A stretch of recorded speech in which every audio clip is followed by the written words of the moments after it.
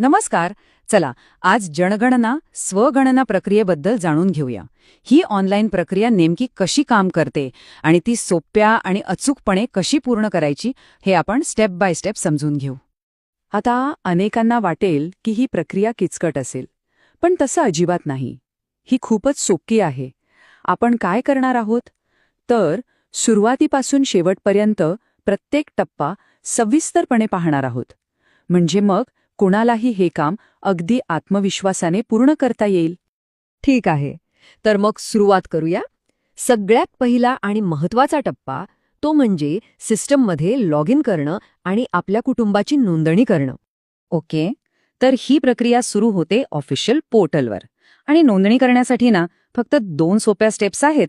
सगळ्यात आधी coe.census.gov.in या वेबसाईटवर जायचं, आपलं राज्य निवडायचं आणि समोर जो कॅप्चा दिसेल म्हणजे ते आकडे किंवा अक्षर ते भरायचे. झालं. त्यानंतर कुटुंब प्रमुखाचं नाव, आपला 10 अंकी मोबाईल नंबर आणि ईमेल आयडी टाकायचा. ईमेल आयडी दिला नाही तरी चालेल, तो ऑप्शनल आहे. पण थांबा, इथे खूप महत्वाची गोष्ट लक्षात ठेवायची आहे. कुटुंब प्रमुखाचं नाव एकदा का तुम्ही टाकलं की ते नंतर बदलता येणार नाही. त्यामुळे ही माहिती भरताना जरा विशेष काळजी घ्या. आणि हो, आणखी एक महत्वाचा नियम. एका फॅमिलीसाठी एकच मोबाईल नंबर वापरायचा आहे. म्हणजे तोच नंबर दुसऱ्या फॅमिलीच्या रजिस्ट्रेशनसाठी वापरता येणार नाही. असं का? कारण यामुळे प्रत्येक कुटुंबाची माहिती वेगळी आणि सुरक्षित राहते. चला, आता पुढच्या सेक्शनकडे जाऊया. इथे तुमची ओळख व्हेरीफाय केली जाईल आणि तुमच्या घराचं नेमकं लोकेशन कन्फर्म केला जाईल.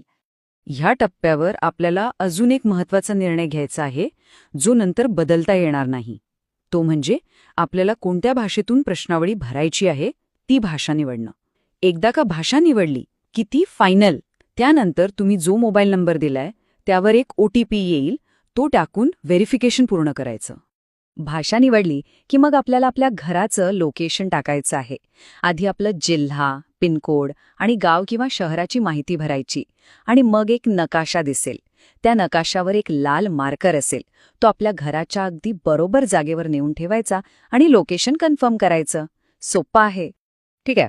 तर आतापर्यंत रजिस्ट्रेशन झालं, व्हेरिफिकेशन झालं आणि आता आपण आलो आहोत या प्रक्रियेच्या अगदी मुख्य भागाकडे. तो म्हणजे प्रत्यक्ष जनगणना प्रश्नावली भरणे. ही सिस्टम खूपच युजर फ्रेंडली आहे. म्हणजे माहिती भरताना कुठे काही शंका आली तर मदतीसाठी तिथे टूल टिप्स आणि FAQs दिलेले आहेत. आणि सगळ्यात भारी गोष्ट म्हणजे सगळी माहिती भरून झाल्यावर फायनल सबमिट करण्याआधी भरलेली माहिती बरोबर आहे की नाही